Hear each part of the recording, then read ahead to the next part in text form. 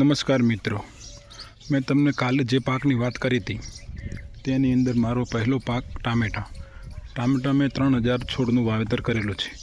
તેમાં 8 વીણી પટી ગઈ છે. આજ 9મી વીણી ચાલુ છે. તમે રોપાની ગ્રીનરી, રોપાનો ગ્રોથ અને માલ સેટિંગ તમે જોઈ શકો છો. ટામેટાની અંદર તમે માલનું સેટિંગ જોઈ શકો છો. બંચમાં સેટિંગ થયેલ છે. દરેક બંચમાં 6-7 નંગ આવેલા છે. છેક નીચેથી લઈ અને ઉપર સુધી હજી પણ એની અંદર ફ્રૂટનું સેટિંગ ચાલુ છે.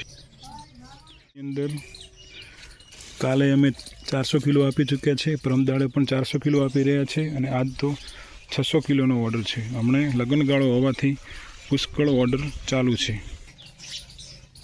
દશરથભાઈ અમારે જબલાનું પેકિંગ કરી રહ્યા છે. આપણે એમના જોડેથી જાણીએ કાલે કેટલો માલ ઉતાર્યો, પરમદાડે કેટલો ઉતાર્યો અને આજ કેટલો આપવાનો છે.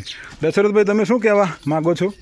કાલે 400 નો ઓર્ડર હતો, પરમદાડે 400 નો હતો, આજે ફેર 600 નો ઓર્ડર છે. શું તમને 500 નો ફેર ઓર્ડર આવ્યો છે. કેવા લાગે તમને ટમાટા? એકદમ બઢિયા. એમ તો એની ખેતી કરતા શાકભાજીની ખેતી કરવી સારી. ચલો મિત્રો, તમે નીચે કોમેન્ટમાં જણાવજો તમને શાકભાજીની ખેતી સારી લાગે છે કે બીજી ખેતી સારી લાગે છે.